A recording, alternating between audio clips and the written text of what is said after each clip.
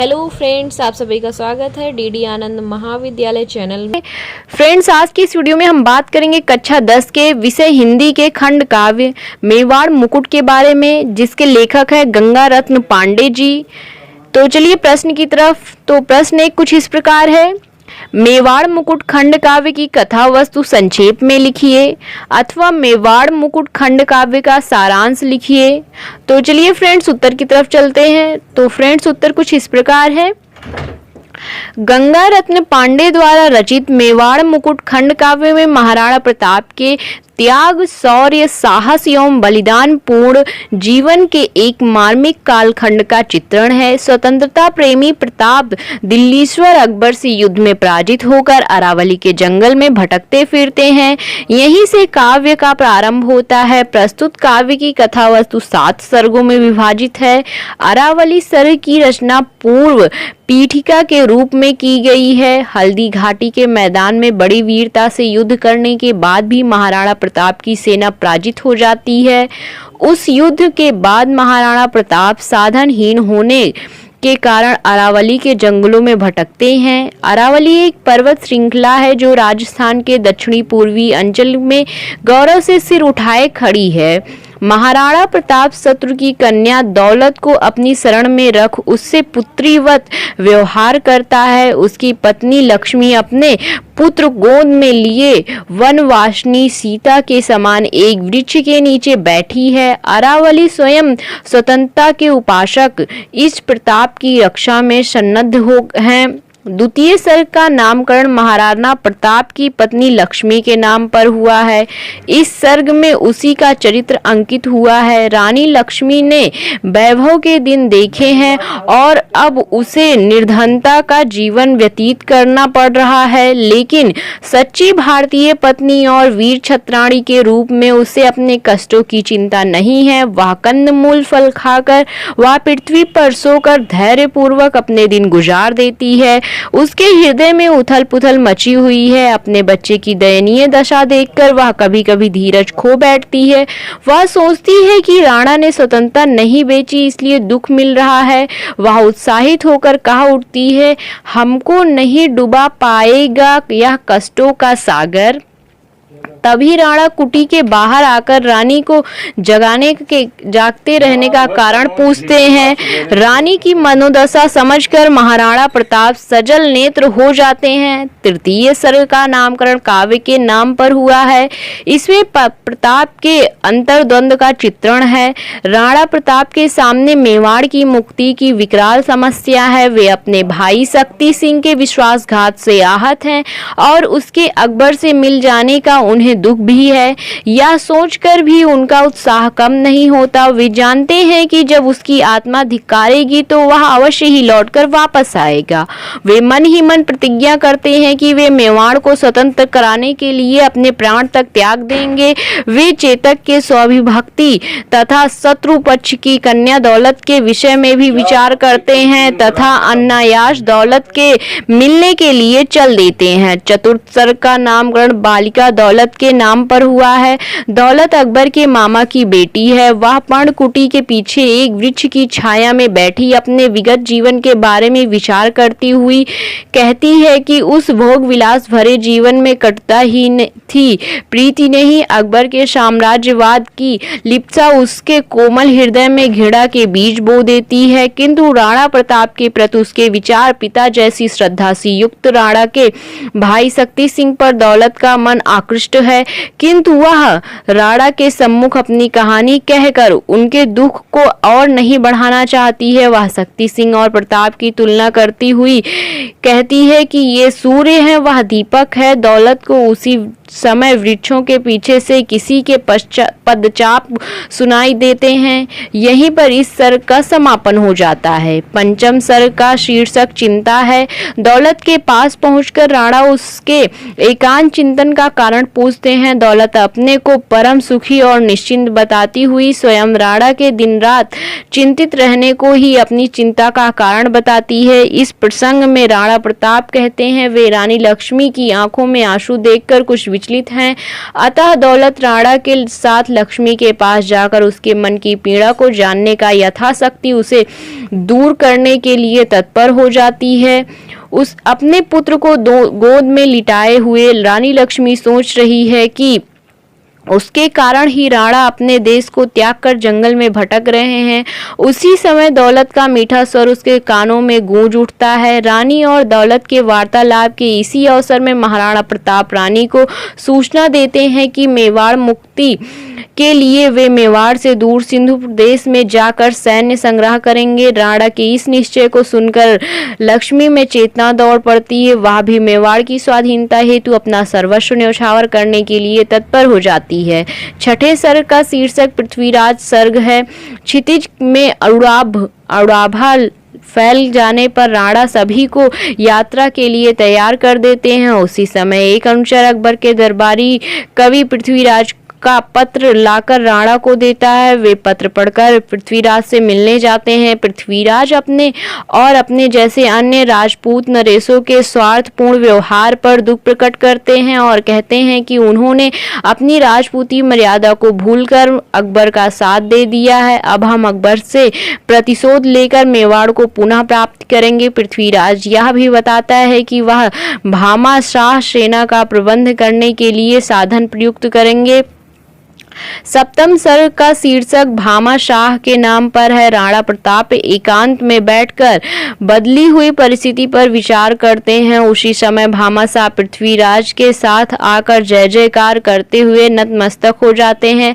भामा शाह अपने पूर्वजों द्वारा संचित अपार निधि राणा के चरणों में अर्पित करना चाहते हैं, परंतु राणा प्रताप दी हुई वस्तु को वापस लेना मर्यादा के अनुकूल नहीं मानते हैं।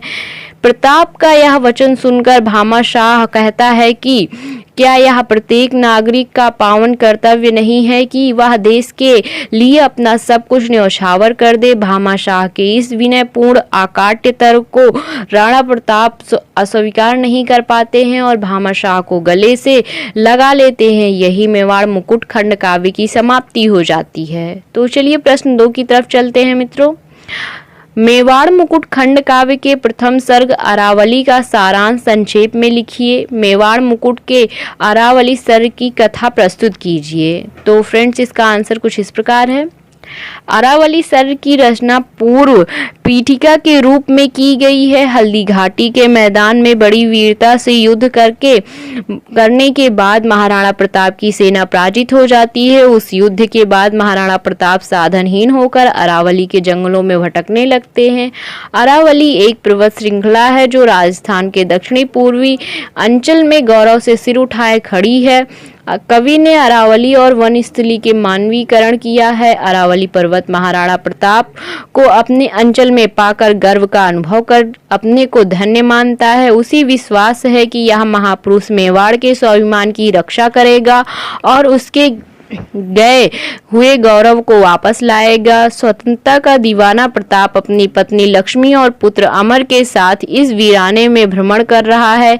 महाराणा प्रताप शत्रु की कन्या दौलत को अपनी शरण में रख उसे पुत्री वध व्यवहार करता है। वन के पशु एवं कोल किरात आदि वन्य जातियों से ही उसका प्रजाजन है। उनकी पत्नी लक्ष्मी अपने पुत्र को गोद में लिए वनवासिनी सीता के समान एक वृक्ष के नीचे बैठी हैं। अरावली स्वयं स्वतंत्रता के उपासक इस प्रताप की रक्षा में सन्नद्ध है।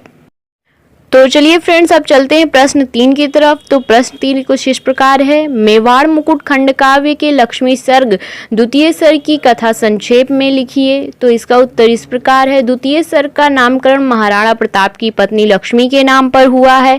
इस सर्ग में उसी का चरित्र अंकित हुआ है। रानी लक्ष्मी ने वैभव के दिन देखे हैं और उसे निर्धनता का जीवन व्यतीत करना पड़ रहा है, लेकिन सच्ची भारतीय पत्नी और वीर छत्राणी के रूप में उसे अपने संकट और कष्टों की चिंता नहीं है। वह कंदमूल फल खाकर वह पृथ्वी पर सोकर धैर्य पूर्वक अपने दिन को गुजार देती है। उसे केवल बच्चों की, प्रताप की एवं दौलत की भूख सहन नहीं होती है। वह अपनी कुटी के बाहर मौन बैठी है। उसके हृदय में उथल पुथल मची हुई है। अपने बच्चे की दयनीय दशा देखकर वह कभी कभी धीरज खो बैठती है। इस सुंदर राजपुत्र का कैसा भाग्य जो राणा का पुत्र होकर भी दूध के लिए तरसता है। वह भाग्य की इस विडंबना को अत्याचार और अन्याय का समर्थक मानती हुई उद्विग्न हो जाती है। वह सोचती है कि राणा ने केवल यही तो किया है कि अपने शत्रु के सम्मुख शीश नहीं झुकाया, इसी अपराध के कारण उसे वन वन भटकना पड़ रहा है। हमने स्वतंत्रता नहीं बेची, इसलिए दुख मिल रहा है। वह उत्साहित होकर खड़ी होती है और कहती है, हमको नहीं डुबा पाएगा यह कष्टों का सागर। तभी राणा कुटी के बाहर आकर अपनी रानी के जागते रहने का कारण पूछते हैं। रानी कुछ नहीं कहती हुई कुटी के भीतर चली जाती है। रानी की मनोदशा समझकर राणा प्रताप सजल नेत्र हो जाते हैं। तो चलिए चलते हैं अपने प्रश्न 4 की तरफ, जो कि है मेवाड़ मुकुट के प्रताप सर्ग की कथा को संक्षेप में लिखिए। तो इसका उत्तर कुछ इस प्रकार है। तृतीय सर्ग का नामकरण काव्य के नाम पर हुआ है। इसमें प्रताप के अंतर्द्वंद का चित्रण हुआ है। राणा प्रताप के सामने मेवाड़ की मुक्ति की विकराल समस्या है। वे विचारामग्न होकर एक पेड़ के नीचे बैठकर सोचने लगते हैं कि उसकी पत्नी लक्ष्मी ने उसके साथ साथ क्या क्या कष्ट नहीं सहे हैं। वह वन वन मारी फिर रही है, फिर भी वह अपने कर्तव्य पालन से विचलित नहीं हुई। मुझे भी अपना कर्तव्य पालन करना चाहिए। वे अपने भाई शक्ति सिंह के विश्वासघात से आहत हैं और उसे अकबर से मिल जाने का उन्हें दुख भी है। वे कहते हैं, शक्ति सिंह जिसको मैंने था बंधु बनाकर पाला, वह भी मुझसे द्रोह कर गया, निकला विषधर का काला। यह सोचकर भी उनका उत्साह कम नहीं होता है। वे जानते हैं कि जब उसकी आत्मा धिक्कारेगी तो वह स्वयं ही लौटकर वापस आएगा। वे मन ही मन प्रतिज्ञा करते हैं कि वे मेवाड़ को स्वतंत्र कराने के लिए अपने प्राण तक त्याग देंगे। वे सोचते हैं कि मान सिंह जैसे वीर भी अकबर के इशारे पर नाच रहे हैं, परंतु मेरा मस्तक अकबर के सामने नहीं झुक सकता। वे अपने स्वामी भक्त घोड़े चेतक का स्मरण कर करुणा से द्रमित हो जाते हैं। वे फिर सोचने लगते हैं कि अरावली में रहते हुए स्वतंत्रता संग्राम के लिए पर्याप्त साधन जुटाना कठिन है। वे देश मुक्ति के लिए अरावली को छोड़कर सिंधु प्रदेश में जाकर सैन्य संग्रह करके शत्रु से लोहा लेने के लिए मेवाड़ मुक्ति कराने की सोचते हैं। वे अपने सिसोदिया वंश की आन रखने का संकल्प लेते हैं, किंतु साधनहीन हुए यह विचार करते हैं कि वह शत्रु पक्ष का सामना कैसे करें। वे चेतक की स्वामी भक्ति तथा शत्रु पक्ष की कन्या दौलत के विषय में भी विचार करते हैं, पर दौलत पर का क्या होगा, क्या वह भी साथ चलेगी, प्रश्न मन में उठते हैं और अनायास दौलत से मिलने के लिए चल देते हैं। तो चलिए चलते हैं प्रश्न 5 की तरफ, जो कि है मेवाड़ मुकुट खंड काव्य के दौलत सर्ग चतुर्थ सर्ग की कथा वस्तु लिखिए। तो इसका उत्तर इस प्रकार है। चतुर्थ सर्ग नामकरण बालिका दौलत के नाम पर हुआ है। दौलत अकबर के मामा की बेटी है। वह पर्णकुटी के पीछे एक वृक्ष की छाया में बैठी अपने विगत जीवन को याद कर रही है। वह अकबर के दरबार की और अपने विगत जीवन के बारे में सोचती हुई कहती है, उस भोग विलास भरे जीवन में कटुता थी, प्रीति नहीं। उसे बीते जीवन की तुलना में अपना वर्तमान जीवन अधिक सुखद मालूम होता है। अकबर के साम्राज्यवाद की लिप्सा उसके कोमल हृदय में घृणा के बीज बो देती है, किंतु राणा प्रताप के प्रति उसके विचार पिता जैसी श्रद्धा से युक्त हैं। सचमुच ये कितने महान, कितने गौरवशाली, इनको पिता बनाकर मैंने बहुत बड़ी निधि पाली।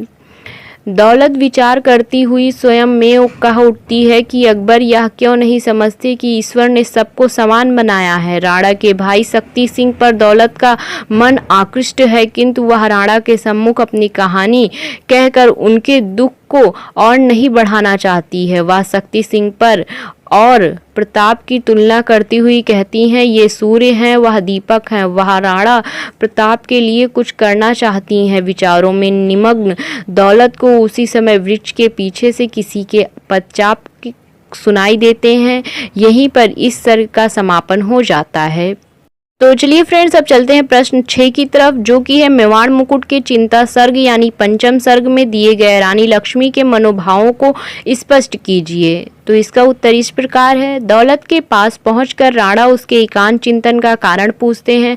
दौलत अपने को परम सुखी और निश्चिंत बताती हुई स्वयं राणा के दिन रात चिंतित रहने के कारण को पूछती है और कहती है, यही मेरा कारण है कि मैं भी चिंतित हूँ। राणा उसे प्यार से कहते हैं, तूने तो आकर किए मुकर सोए थे जो स्वर मौन यहाँ। इसी प्रसंग से राणा प्रताप कहते हैं कि वे रानी लक्ष्मी की आंखों में आंसू देखकर कुछ विचलित हैं। रानी लक्ष्मी के धीर गंभीर स्वभाव की बात कहते हुए दौलत कहती है कि वे अपने मन की गहराई में सारे दुख को इस प्रकार समाहित रखती हैं कि किसी को उनके दुखी होने का पता ही नहीं लग पाता है। उनकी आंखों में आंसू होने का अर्थ निश्चित ही कोई असामान्य घटना है। अतः दौलत राणा के साथ लक्ष्मी के पास जाकर उसके मन की पीड़ा को जानने और यथाशक्ति उसे दूर करने के लिए तत्पर हो जाती है। उसके पुत्र को गोद में लिटाए हुए रानी लक्ष्मी सोचती रही हैं कि उनके कारण ही राणा अपने देश को त्याग कर जंगल में भटक रहे हैं। उनके मानस में हल्दी घाटी के युद्ध स्थल में चेतक पर सवार होकर वीरों का आह्वान करते हुए राणा प्रताप का चित्र अंकित हो जाता है। उसी समय दौलत का मीठा स्वर आता है, किस चिंता में एकाकी बैठी हो चुपचाप, इधर कानों में गूंज उठता है। रानी और दौलत के वार्तालाप के इस अवसर पर महाराणा प्रताप रानी को अपने निश्चय की सूचना देते हैं कि मेवाड़ भूमि की मुक्ति के लिए कुछ समय के लिए वे मेवाड़ से दूर सिंधु प्रदेश में जाकर सैन्य संग्रह करेंगे और या तो वे सफल होंगे अथवा मिट जाएंगे। राणा के इस निश्चय को सुनकर लक्ष्मी में चेतना दौड़ पड़ती है। छत्राणी होने के कारण वह भी मेवाड़ की स्वाधीनता अपने होने पर अपना सर्वस्व न्यौछावर करने के लिए तत्पर हो जाती है। तत्पश्चात अगले दिन प्रातः ही प्रस्थान करने का निश्चय हो जाता है। तो चलिए चलते हैं प्रश्न 7 की तरफ, जो कि है मेवाड़ मुकुट खंड काव्य के आधार पर कवि पृथ्वीराज और राणा प्रताप के बीच हुई वार्तालाप का सारांश लिखिए। तो इसका उत्तर किस इस प्रकार है। क्षितिज में अरुणाभा फैल जाने पर राणा सभी को यात्रा के लिए तैयार कर देते हैं। उसी समय एक अनुचर अकबर के दरबारी कवि पृथ्वीराज का पत्र लेकर राणा को देता है। वे पत्र पढ़कर पृथ्वीराज से मिलने के लिए जाते हैं। पृथ्वीराज अपने और अपने जैसे अन्य राजपूत नरेशों के स्वार्थपूर्ण व्यवहार पर दुख प्रकट करते हुए कहते हैं कि उन्होंने अपनी राजपूती मर्यादा को भूलकर अकबर का साथ दिया है। वहाँ क्षुद्र स्वार्थ के कारण उनका स्वाभिमान, स्वतंत्रता, प्रेम और जातीय गौरव सभी कुछ नष्ट हो गया है। अब हमने कपट रहित मन से यह स्वीकार किया है कि हम आपको साधनहीन वन भटकने नहीं देंगे। हमें आपके भुजबल पर भरोसा है और अब हम अकबर से प्रतिशोध लेकर मेवाड़ को पुनः प्राप्त करेंगे। जब राणा प्रताप अपने साधनहीन होने के बाद कहते हैं तब पृथ्वीराज बताता है कि भामाशाह सेना का प्रबंध करने के लिए साधनों को प्रस्तुत करेंगे। यह सूचना देकर और राणा प्रताप की आज्ञा लेकर वे भामाशाह को बुलाने चले जाते हैं। तो चलिए अब देखते हैं प्रश्न 8, जो कि है मेवाड़ मुकुट के 7वें सर्ग भामाशाह का सारांश लिखिए। तो इसका उत्तर कुछ इस प्रकार है। राणा प्रताप एकांत में बैठकर बदली हुई परिस्थिति पर विचार करते हैं। उन्हें लगता है कि उनके जीवन पथ में नियति अब नया मोड़ लाना चाहती है। तभी तो अकबर के मित्र कवि उनकी खोज करते हुए भामाशाह के साथ अरावली में आ पहुंचे हैं। उसी समय भामाशाह पृथ्वीराज के साथ आकर जय जयकार करते हुए नतमस्तक हो जाते हैं। भामाशाह अपने पूर्वजों द्वारा संचित अपार निधि राणा के चरणों में अर्पित करना चाहते हैं, परंतु राणा प्रताप क्षत्रिय होकर पराया धन स्वीकार नहीं करना चाहते हैं। अपने कुल की मर्यादा के विपरीत मानते हुए उसे लेने से इनकार कर देते हैं। भामाशाह निवेदन करता है कि वह राजवंश की दी हुई संपत्ति ही राजवंश की सेवा में अर्पित कर रहा है, परंतु राणा प्रताप दी हुई वस्तु को वापस लेने मर्यादा के अनुकूल नहीं मानते हैं। राजवंश ने जिनको जो कुछ दिया वापस ना लूंगा, शेष प्राण है अभी देश हित हंस हंस होम कसूंगा। प्रताप का यह वचन सुनकर भामाशाह कहता है कि क्या देश हित में त्याग और बलिदान का अधिकार केवल राजवंश का ही है? क्या यह प्रत्येक नागरिक का पावन कर्तव्य नहीं है कि वह देश के लिए अपना सब कुछ न्यौछावर कर दे? भामाशाह के इस विनयपूर्ण आकाट्य तर्क को राणा प्रताप अस्वीकार नहीं कर पाते हैं और एक क्षण को मौन रह जाते हैं। फिर भामाशाह को गले लगा लेते हैं। भामाशाह के समर्पण को स्वीकार कर राणा प्रताप तुरंत सैन्य दल के साथ तत्पर हो जाते हैं। अब मेवाड़ की मुक्ति का स्वप्न उन्हें साकार होता दिखाई देता है। यही मेवाड़ मुकुट खंड काव्य की समाप्ति हो जाती है। तो चलिए फ्रेंड्स, देखते हैं प्रश्न 9। तो प्रश्न 9 कुछ इस प्रकार है। मेवाड़ मुकुट खंड काव्य के आधार पर महाराणा प्रताप खंड काव्य के नायक का चरित्र चित्रण कीजिए। फ्रेंड्स, इसमें अथवा करके कई सारे प्रश्न दिए हुए हैं, आप इसे देख लीजिएगा। तो चलिए उत्तर की तरफ चलते हैं। उत्तर कुछ इस प्रकार है। महाराणा प्रताप मेवाड़ मुकुट खंड काव्य के नायक हैं। कवि ने इस काव्य में भारतीय इतिहास के विख्यात महापुरुष महाराणा प्रताप के त्याग, संघर्ष, देशभक्ति, उदारता और बलिदान का चित्रण किया है। वे हल्दी घाटी के युद्ध में अकबर से पराजित होकर अरावली के सघन वनों में भटकते हुए भी अपनी प्यारी मातृभूमि मेवाड़ की स्वतंत्रता के लिए साधन की खोज करते रहते हैं। राणा प्रताप के इन गुणों को अपनाने हेतु प्रेरित करना ही कवि का उद्देश्य रहा है। महाराणा प्रताप के चरित्र में निम्नवत विशेषताएं हैं, जिनमें पहला है स्वतंत्रता प्रेमी। स्वतंत्रता के प्रति प्रेम प्रताप के रोम रोम में भरा हुआ है। भारत के सभी शासक अकबर की शक्ति के कारण उसकी अधीनता स्वीकार कर लेते हैं, परंतु वह जब तक सांस है स्वतंत्र रहूंगा, दास नहीं हो सकता कहते हुए पराधीनता स्वीकार नहीं करते हैं और पराजित होकर अरावली की पहाड़ियों में भटकते रहते हैं और मातृभूमि की स्वतंत्रता के लिए युक्ति सोचते रहते हैं। मैं मातृभूमि को अपनी पुनः स्वतंत्र करूंगा या स्वतंत्रता की वेदी पर लड़ता हुआ मरूंगा।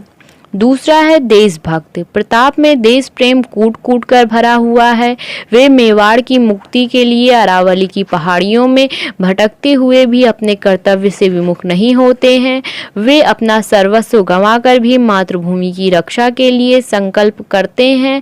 उन्हें मेवाड़ से, वहाँ की धरती से, नदी पर्वतों से और वनों मैदानों से भी असीम प्रेम है।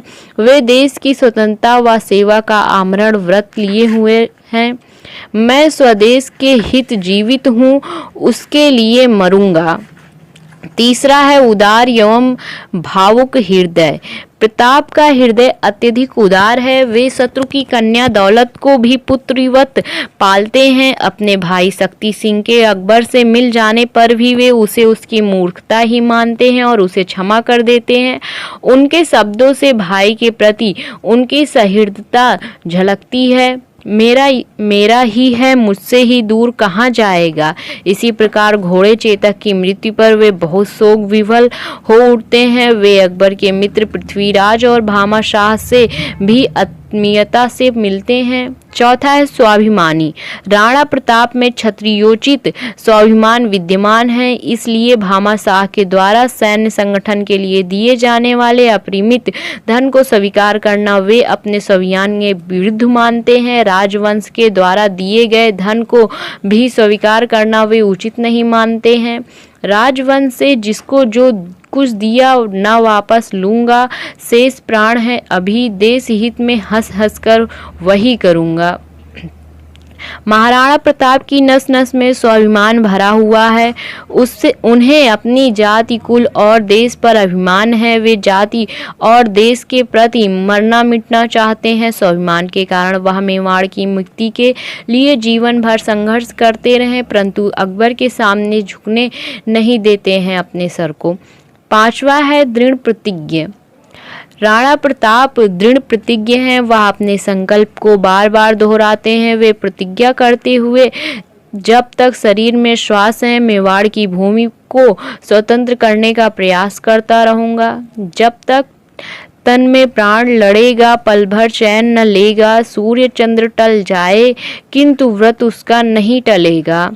राणा प्रताप अपने संकल्प को पूरा करने के लिए सिंधु देश में जाकर धन और सैन्य संग्रह करना चाहते हैं और अपनी प्रतिज्ञा को कार्य रूप देने के लिए सदैव चिंतित रहते हैं।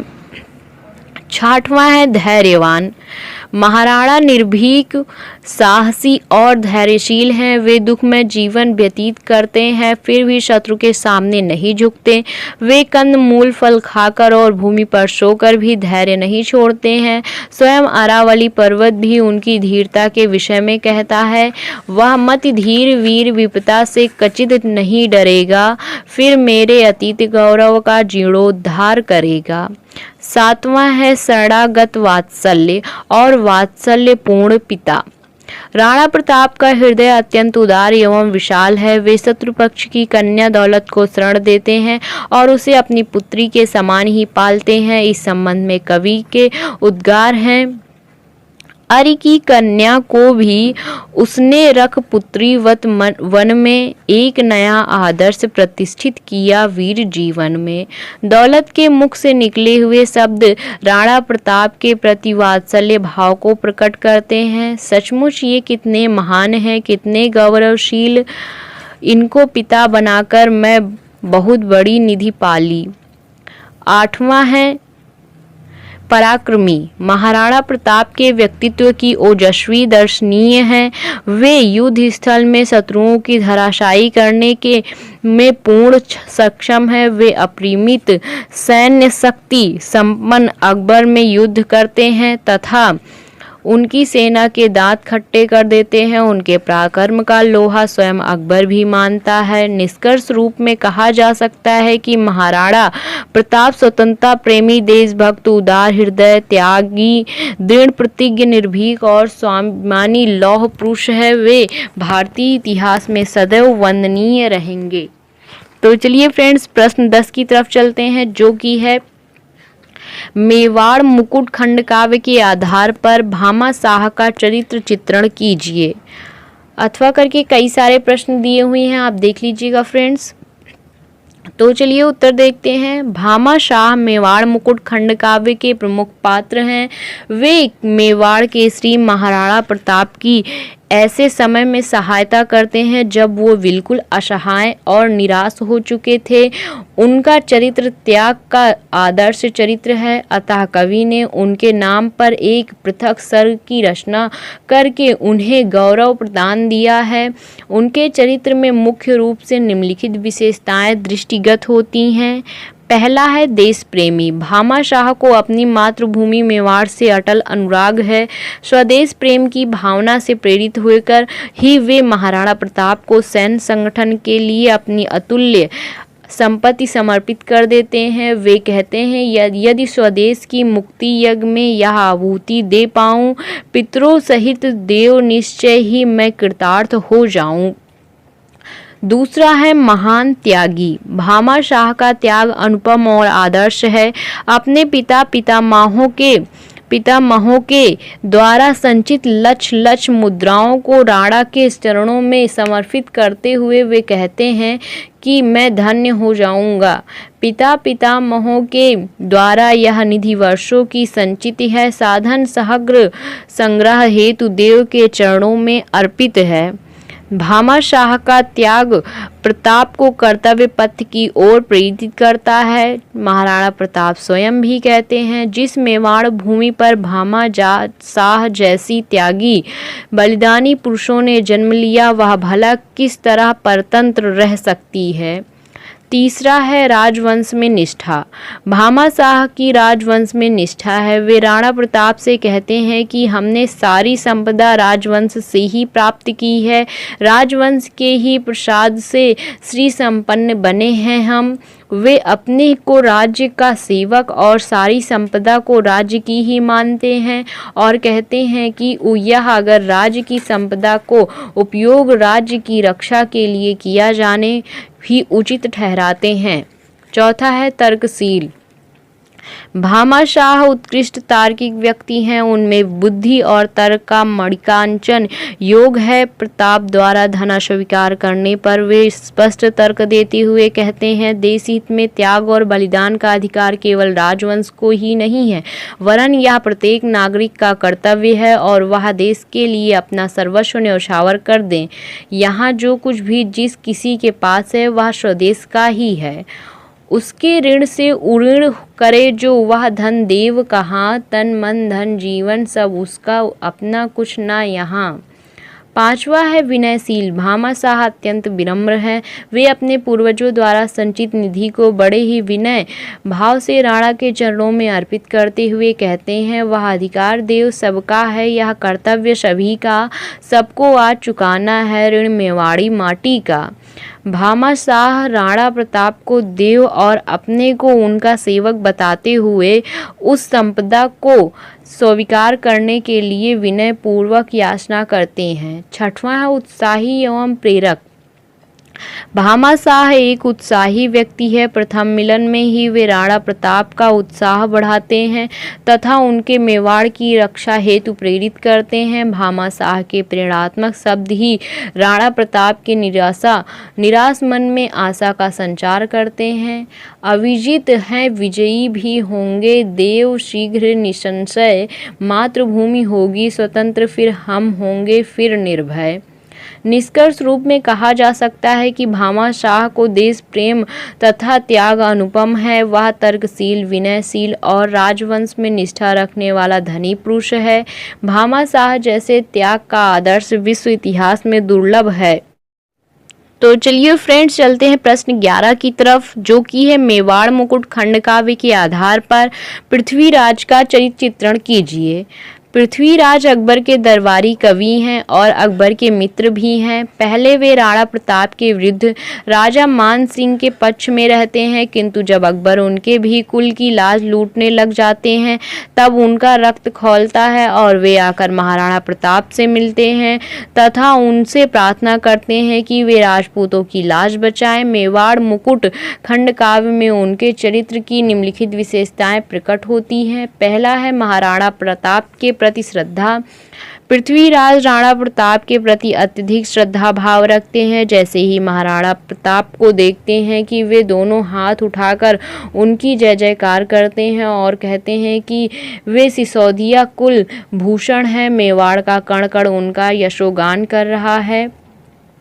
दूसरा है पश्चाताप की भावना।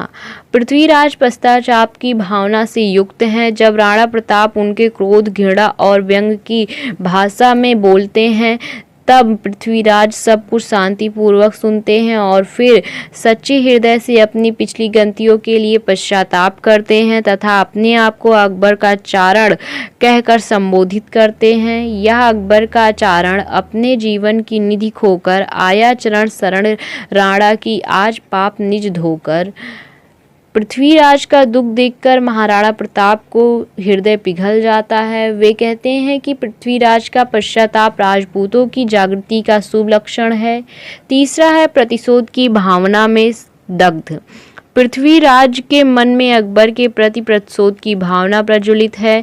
जब राणा प्रताप पृथ्वीराज से पूछते हैं कि अब वे हाथ पर हाथ रखकर बैठना चाहते हैं तथा अकबर से प्रतिशोध लेना चाहते हैं, तब पृथ्वीराज प्रतिशोध की भयंकर भावना से भरकर कह उठता है, बोले हाँ प्रतिशोध मात्र, प्रतिशोध लक्ष्य अब मेरा, उनके हित ही लगा रहूं हूँ अरावली का फेरा।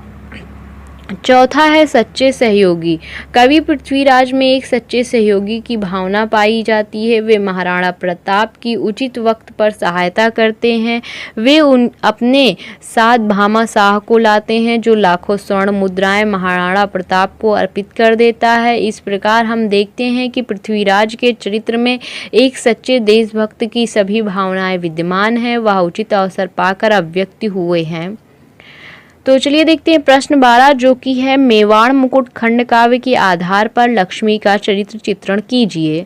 तो इसका उत्तर इस प्रकार है। लक्ष्मी महाराणा प्रताप की सच्चे अर्थों में उनकी अर्धांगिनी हैं। वे भी महाराणा प्रताप के साथ वन वन भटक रही हैं और उनके समान ही कष्ट सह रही हैं। प्रस्तुत खंड काव्य में उनके चरित्र की निम्नलिखित विशेषताएं प्रकट होती हैं। पहला है मानसिक संघर्ष।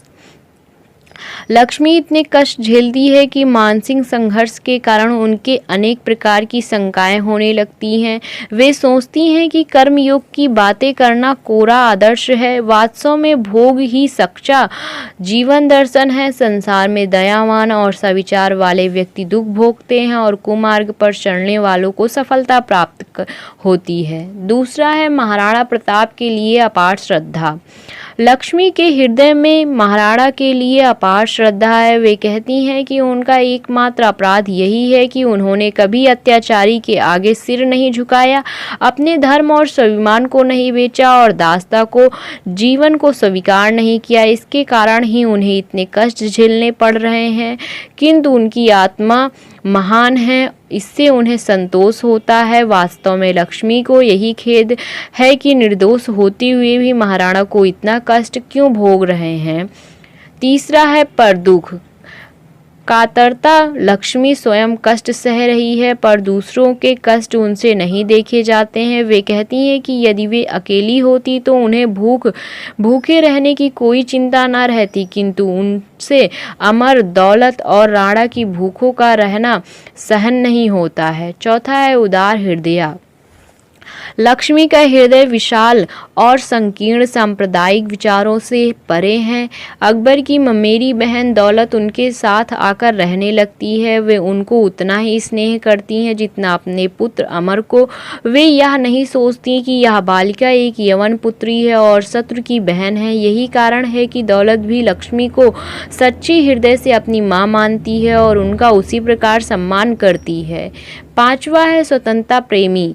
पर्याप्त मानसिक संघर्ष झेलते हुए भी अंत में उनकी स्वतंत्रता की भावना की विजय होती है। वे कहती हैं कि वे कष्ट सहती रहेंगी, कष्टे उन्हें विचलित नहीं कर पाएंगे, वे कभी अत्याचारों के आगे शीश नहीं झुकाएंगी। छठा है दृढ़ता एवं वीरता। वे वीरांगना है। जब महाराणा प्रताप कहते हैं कि उन्होंने मेवाड़ छोड़ने का निश्चय कर लिया है, तब उनका मन पुनः उत्साह से भर जाता है। वे राणा से कहती हैं कि वे उनकी चिंता ना करें, वे छत्राणी हैं और वे जौहर करना जानती हैं। निष्कर्ष रूप से यह कह सकते हैं कि रानी लक्ष्मी उदार हृदय, साहसी एवं सहनशील है। वे आदर्श पत्नी तथा स्नेही माँ हैं। संकटों के झंझावत कभी कभी उन्हें विचलित कर देते हैं, किंतु अंत में उनकी दृढ़ता और उनके स्वतंत्रता प्रेम की ही विजय होती है। वे कष्टों की सक्षम नतमस्तक होने से इनकार कर देती हैं।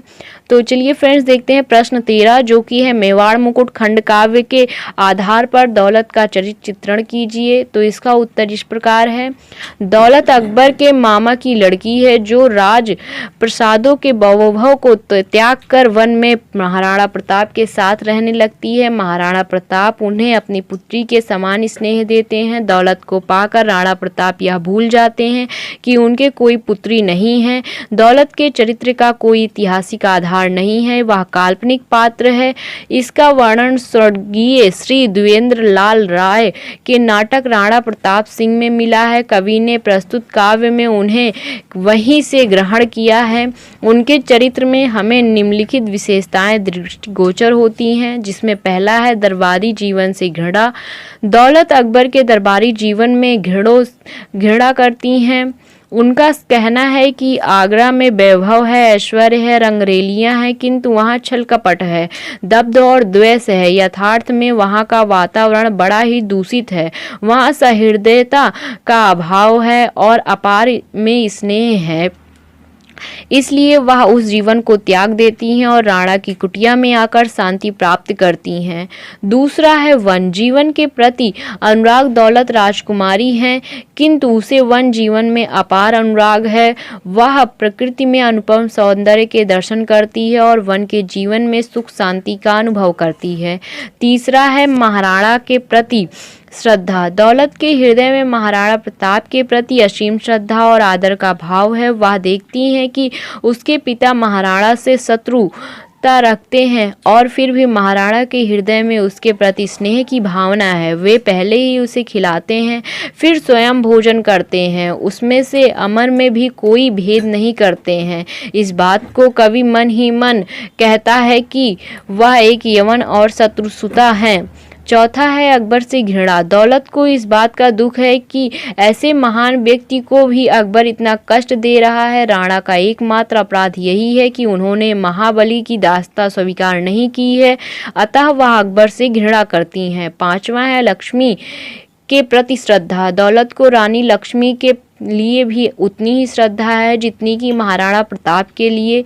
वह उनके प्रकृति से भली भांति परिचित है और मुक्त कंठ से उनकी प्रशंसा करती है। छठा है त्याग और सेवा भावना। दौलत चाहती है कि वह महाराणा प्रताप की कुछ सेवा कर सके। केवल एक पुकार यही उठती है अंतर मन से, राणा की अनुगात बने जीवन के संवार से ले क्रम से। सातवां है शक्ति सिंह के लिए प्रेम। दौलत के वह वन में आने का वास्तविक कारण यही था कि वह शक्ति सिंह से प्रेम करती थी। वह शक्ति सिंह के गुणों पर नहीं अपितु उसके रूप पर मुग्ध हुई थी। वह जानती है कि शक्ति सिंह क्षुद्र हृदय का कायर है, फिर भी वह उसके रूप को निहारना चाहती हैं। संदेह में दौलत एक नवयुवती है, उसने नवयुवती के सदृश सुलभ कामनाएं हैं। शक्ति सिंह पर मुग्ध होकर वह अकबर का दरबार छोड़ देती है और वन में आकर रहने लगती है, किंतु यहाँ आकर वह वन जीवन की भक्त हो जाती है और राणा की सेवा में लग जाती है तथा सफल मन को अपने मन को यहीं पर ही सफल मानने लग जाती है। तो फ्रेंड्स, आज के इस वीडियो में बस इतना ही। अगर आपको यह वीडियो अच्छी लगी तो प्लीज़ इसे शेयर करें, साथ ही साथ चैनल को सब्सक्राइब करना ना भूलें।